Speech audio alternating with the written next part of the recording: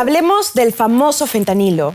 Fentanyl is scary. Fentanyl is not a game. It'll kill you. Seguro has escuchado de lo peligroso y lo adictivo que es. La imagen esa medio zombie de los yankees en Estados Unidos. Y que menos de una pizca de la droga puede matar. It looks like just a few grains of salt, and this is what it takes to kill you. Veremos cómo afecta la droga a nuestro cuerpo y por qué lo empuja hasta el colapso. Los pacientes se terminan muriendo en un paro respiratorio porque detiene los músculos respiratorios y hace que la persona deje de respirar. Y hablaremos de qué pasa con el fentanilo en América Latina. ¿Hay riesgo de que tengamos una crisis de opioides como en Estados Unidos? Se está expandiendo a muchas ciudades y así. Siento que eso en un punto sí nos va a afectar a todos. Te lo contamos en este episodio de Cómo te afecta. Primero, lo básico. ¿Qué es el fentanilo? En concreto, es un opioide sintético, una sustancia que puede ayudar a combatir el dolor. Se fabrica enteramente en un laboratorio con productos químicos y no a partir de la flor de la amapola como la heroína y otros opioides.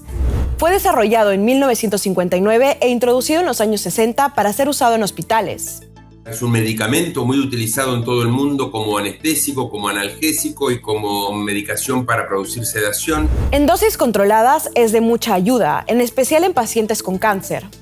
Se usa para tratar dolores, en procedimientos muy complicados y es esencial y no es peligroso para la salud pública. Pero lo que se creó como medicina ha terminado siendo para muchos un veneno. Robos, recetas falsas y desvíos cometidos incluso por personal médico introdujeron el fentanilo al mercado negro y, desde hace más de una década, la producción clandestina disparó el problema. Laboratorios ilegales fabrican versiones en polvo, pastillas y mezclas con otras drogas como heroína o cocaína. En la calle le llaman Fent, China Girl, Dance Fever o tal vez has escuchado hablar del perico adulterado cuando lo mezclan con cocaína. Aparece también en píldoras que dicen ser otras drogas, como oxicodona o Xanax falsificados. Los consumidores lo fuman en papel de aluminio, lo inyectan, esnifan o lo toman en pastillas. Estamos hablando de una sustancia que se produce en laboratorios clandestinos, donde no hay un control, pero para nada, de qué es lo que entra en la sustancia, cuánta cantidad se utiliza, ¿no? Cuál es la pureza en cada una de las dosis. No sabes qué estás consumiendo, ni cuánto, ni con qué puede estar mezclado. Y nos referimos a una droga que es 100 veces más potente que la morfina y 50 veces más potente que la heroína.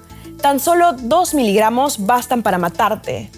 El límite entre una dosis para generar una situación de placer, entre comillas, en un consumidor y en la situación de muerte es muy escasa. Entonces, por eso vemos casos en donde una persona consume y quizás una pastilla, ¿no? Pudo haber tenido una concentración altísima y llevó a una sobredosis mortal. Según la Agencia Antidroga de Estados Unidos, la DEA, entre 2013 y 2021, más de 258,000 personas murieron por sobredosis de fentanilo en ese país. En un episodio anterior hablamos sobre el origen del fentanilo y su rol en la crisis de opioides en Estados Unidos, el país más castigado por esa droga. Si quieres saber más, puedes encontrar el capítulo en nuestro canal de YouTube. Ahora hablemos de un efecto del fentanilo que se ha vuelto sinónimo de esa sustancia. Lo primero que pienso son los adictos que están en las calles así, todo tirados. Le dicen el fent lean en inglés. En redes sociales vemos calles de ciudades estadounidenses como Filadelfia o Baltimore llenas de personas que permanecen de pie o sentadas con el cuerpo encorvado hacia adelante, la cabeza sobre el pecho y los brazos colgando. A veces como congelados en esa posición o balanceándose lentamente, pero sin caerse. ¿Qué hace que las personas que consumen fentanilo se vean así? Lo que entiendo es que, toda esta cosa medio Walking Dead, ¿viste? Pasa porque es como que tiene dos, como que por un lado relaja algunos músculos, pero por el otro lado tensa otros. Joaquín tiene razón. Las posturas extrañas se dan porque la droga hace que algunos músculos, como los de la cara, el cuello y los brazos, se relajen completamente y otros, como los que tenemos en la espalda, piernas y glúteos, entren en un estado de rigidez involuntaria. El Fent Lean se ha vuelto un signo inconfundible de la potencia y el riesgo del fentanilo, pero el efecto zombie no es exclusivo del Fent. Se da con mayor severidad por la mezcla con otras drogas como la silacina, un tranquilizante para animales que tiene efectos similares en el cuerpo humano. tiene que ver con que el acostumbramiento del organismo al fentanilo hace que tenga una tolerancia a la depresión. Entonces el paciente no termina en coma, pero está en un cuadro de estupor entre el coma y la conciencia. Es como estar en un limbo. Entonces el paciente cree o se percibe a sí mismo como de pie, pero en realidad no lo está porque está en un estado de estupor al que lo llevan los opioides prácticamente en forma exclusiva. El Fentanyl no es la única consecuencia, es apenas uno de los muchos efectos nocivos del fentanilo. El fentanilo puede dañar gravemente al menos 10 órganos del cuerpo, genera una fuerte resequedad en la boca, llagas y abscesos en la piel. En el cerebro produce trastornos de la memoria y hasta cambios en la personalidad. El hígado y los riñones sufren alteraciones severas en sus funciones, lo que compromete la capacidad del cuerpo para filtrar toxinas y mantener el equilibrio químico. El corazón puede experimentar una disminución en el ritmo cardíaco y otros problemas cardiovasculares. El fentanilo también afecta gravemente los pulmones y los trastornos respiratorios pueden ser fatales. El sistema digestivo tampoco se salva, con síntomas como estreñimiento severo y otras afecciones gastrointestinales. El fentanilo por sí solo no suele causar heridas en la piel, apenas tal vez sarpullidos leves, pero sí lo hace la mezcla común que mencionamos con la silacina. Puede causar úlceras que no cicatrizan y hasta desprendimientos de tejido. Pero entonces pensarán, si el fentanilo es tan terrible y dañino, ¿qué lo hace tan atractivo para quienes lo consumen? Como es un analgésico, bloquea la percepción del dolor y libera dopamina, un neurotransmisor asociado con la motivación y el placer. Al igual que otros opioides, se une a los receptores de las áreas del cerebro que controlan las emociones y el dolor, generando sensaciones de bienestar y recompensa. Siento que es algo que les da un efecto mucho más gratificante que otras drogas, porque pues te adormece totalmente y ese tipo de cosas. Siento que los hace escapar de su realidad de una mejor forma que otras adicciones. Si es así, ¿qué sensación provoca estar drogado con fentanilo? Lo que ocurre es, primero, que produce un cuadro de mucha euforia y como de ensoñación. Digamos que produce un efecto de euforizante, pero a su vez con un efecto placentero en el cuerpo, acompañado de una ligera depresión, usado en dosis adecuadas, no como medicamento. Veamos cómo y a quiénes mata el fentanilo. Here's the stats of it being 100 times more potent than this, 1,000 times more potent than that. You're gonna get hooked to it. You're gonna be a prisoner. La adicción se puede apoderar de la vida de una persona y los que la padecen llegan a perder tanto cosas materiales como su trabajo o su casa, como también el contacto con familiares y amigos. En muchos casos se quedan solos en una situación de vulnerabilidad que solo empeora su adicción. Yeah, I do. I know a lot of people that got addicted to it. I know a lot of people that do it on the streets at night. They try to buy it or they do it off their friends. They're homeless. They're homeless people, all of them. Las personas deciden consumir fentanilo por varias razones. Entre las más comunes están que es mucho más fuerte que otras drogas, es más barata y está más disponible. Y entonces, al ser tan fuerte y fácil de conseguir, su consumo se puede salir rápidamente de control. Si esto pasa, el cuerpo se acostumbra a la presencia de la droga. El riesgo de generar dependencia también es muy, muy grande, porque esa capacidad de adaptación que tiene el cuerpo hace que después requiera del fentanilo, del opioide. Entonces, con poco se pasa, pero en poco tiempo comienza el cuerpo a reclamar una cantidad mayor y entonces aparece un cuadro de abstinencia grave. Por eso, una persona adicta no puede un día simplemente decidir parar. La ansiedad, los ataques de pánico, los vómitos, la diarrea y los dolores musculares son solo algunos de los síntomas de la abstinencia de fentanilo. El cuerpo pide la droga y ahora depende de ella para funcionar normalmente. Y la única manera de sentirse mejor es con más dosis. Entonces, la forma que tiene la persona de subsanar esto es repitiendo en forma sistemática el consumo.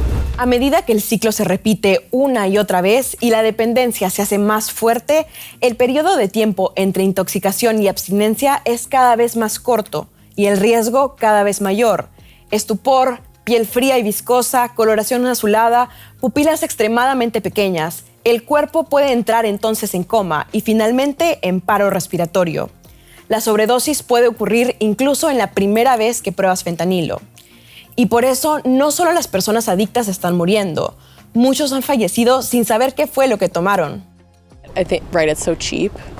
So it's easy. They like put it in other drugs. It can be laced in like cocaine or something.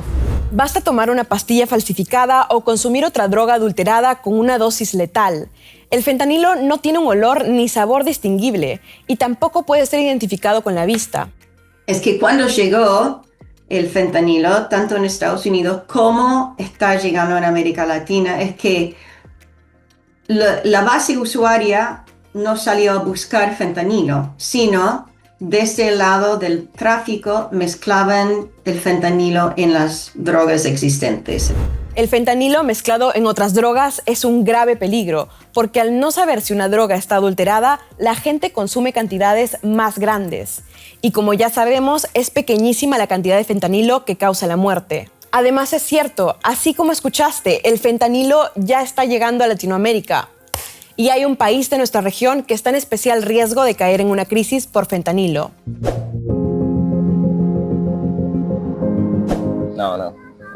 No, acá el fentanilo acá no creo que se consiga y no, ninguna persona de mi entorno le interesa. Muchas personas consumían drogas, lo que es la marihuana, el porrito ese, pero como tal fentanilo no. El consumo de fentanilo en América Latina es por ahora limitado, está muy lejos de la crisis que vive Estados Unidos. Pero eso no significa que esté a salvo. La región podría estar en riesgo de tener su propia crisis de fentanilo, porque cada vez se vuelve más importante para su producción y tráfico. México es el principal país donde se sintetiza el fentanilo ilícito, utilizando precursores químicos que llegan usualmente desde China. Y como epicentro de la producción ilegal, ya vemos signos del aumento de consumo en el país. Desde el 2018, el número de pacientes que recibieron tratamiento por consumo de fentanilo ha crecido de manera constante. Si bien años antes los pacientes se podían contar con los dedos de las manos, los afectados por el consumo de fentanilo llegaron a los 430 en 2023. El consumo se ha concentrado principalmente en estados del norte de México, como Baja California, Chihuahua, Sinaloa y Sonora. Estudios como el análisis de metabolitos de drogas en aguas residuales han revelado la presencia de fentanilo en ciudades de estos estados, como Tijuana y San Luis Río Colorado. Estos, hay que resaltar, están ubicados en regiones fronterizas con Estados Unidos, y el consumo de fentanilo se da principalmente en ciudades mexicanas que ya tenían un mercado consolidado de consumo de heroína. México dijo: no producimos fentanilo durante años. En gran parte de su mandato, el expresidente Andrés Manuel López Obrador, conocido como AMLO, negó que en México se produzca la droga para venderla en Estados Unidos. Particularmente durante la administración de López Obrador hubo mucha resistencia a cooperación entre ambos gobiernos y se mantuvo esta narrativa que era un poco evadir la responsabilidad, ¿no? Estados Unidos también culpaba a México de ser el único responsable, junto con China, de la crisis de salud pública que ellos estaban viviendo dentro de su país, y la respuesta mexicana era: esto no es nuestro problema, esto es problema de ustedes por no poder controlar su demanda. La versión inicial de AMLO comenzó a desmoronarse ante las incautaciones históricas realizadas en México, como el hallazgo de 1.83 millones de pastillas en Tijuana y reportes internacionales que confirmaban la producción local. Finalmente, en marzo de 2024, AMLO admitió lo evidente, que en México se produce fentanilo. Según el último informe mundial sobre las drogas de la ONU, la mayor parte del fentanilo decomisado en Estados Unidos viene de México. La manera en la que se produce el fentanilo en México es bastante rudimentaria, si lo queremos decir así. Son laboratorios obviamente sin ningún control de calidad, en donde hay personas que cada productor tiene, digamos, o al menos lo que hemos visto desde nuestras entrevistas y nuestras investigaciones, es que cada productor tiene una trayectoria distinta. Algunos productores contrataron a un químico experto que les enseñó el proceso.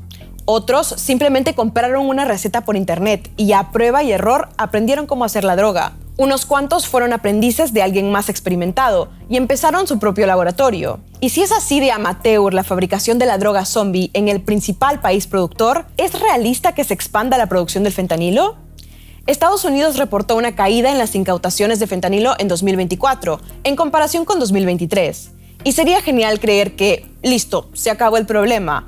Pero los expertos aseguran que en realidad el descenso se debe a un proceso de ajuste y adaptación, como ocurre siempre con el narcotráfico. Y también están en un punto en donde están moviéndose hacia depender menos de proveedores extranjeros de precursores químicos. No quiere decir que no sigan importando sustancias de China, de India y de otros países, pero están llegando a un punto en donde pueden producirlos en sus propios laboratorios para así ser más resistentes a controles o a decomisos que obviamente ahorita están en el foco de las autoridades. Y es que el mercado se sigue moviendo y la producción no para. Y ok, en Estados Unidos hay menos decomisos, pero en cambio en México a finales del año pasado se realizó una incautación sin precedentes. Y escúchalo bien porque es una locura. Confiscaron más de 1 tonelada de fentanilo. Según las autoridades, equivale a 20 millones de dosis. Y les recuerdo, solo 2 miligramos de la sustancia son letales. Pero ahora que ya tenemos un panorama de lo que pasa en México con el fentanilo, veamos qué pasa con el resto de Latinoamérica. América Latina tiene algunos problemas que podrían convertir a la región en terreno fértil para la expansión del fentanilo. O sea, si no tenemos entes que regulen lo que se compra, se vende, las partidas, si no hay trazabilidad de los medicamentos que se utilizan, si el Estado se corre, también todo eso puede pasar. Las redes de narcotráfico, la corrupción, la inseguridad y la informalidad son algunos de los desafíos que enfrenta la región y que la hacen más vulnerable a la expansión del uso y tráfico de opioides como el fent. Hemos recibido reportes de existencia de fentanilo en varios países, en Argentina, Brasil, Chile, Colombia, Uruguay, El Salvador y la República Dominicana. La gran mayoría de esas han sido, por lo menos, pensamos, casos aislados, pero eso no quiere decir que no viene más. Y en casi todas las instancias han sido mezclados con otras sustancias. En Ecuador, por ejemplo, se encontraron decenas de ampollas de fentanilo médico en un mini laboratorio donde este se mezclaba con heroína y cocaína. Pero ojo, porque en realidad hay varios otros casos en la región. Como vimos, ya son comunes las incautaciones récord de fentanilo en México. En los últimos 4 años se han decomisado ahí 5,4 toneladas de fentanilo. Pero entre 2024 y 2025, la policía interceptó 1.300 unidades de inyectables de fentanilo médico en Colombia. En Perú se incautaron 6.000 ampollas de fentanilo, como parte de un cargamento que iba destinado a Estados Unidos y Países Bajos. En Chile, la policía confiscó 1.195 ampollas de fentanilo en la región de Antofagasta. En Argentina se confiscaron 200 ampollas de fentanilo en la frontera con Paraguay. Y les pregunto, ¿notaron un patrón? En la gran mayoría de los casos fuera de México, las incautaciones fueron de fentanilo médico, inyectables de fentanilo legal principalmente. Tú te preguntarás entonces, ¿de dónde sale ese fentanilo? En Panamá desaparecieron 19,000 dosis de fentanilo de un hospital y las investigaciones revelaron que al menos 50 doctores estaban involucrados en el robo de la droga. En Brasil se han reportado al menos 3 casos similares a este también. En Perú, las ampollas de fentanilo confiscadas provienen de farmacias y almacenes del Estado, según la policía, y han encontrado en los decomisos recetas médicas falsas que se usan para conseguir el fentanilo. El Instituto de Salud Pública de Chile también dijo que el 100% del fentanilo incautado en el país tenía origen hospitalario. Es sobre todo un problema de robo de fentanilo legal para venderlo en el mercado de la droga. Imagínense cómo podrían crecer los problemas si las bandas criminales empiezan también a producir fentanilo en los laboratorios clandestinos, como ya pasa en México.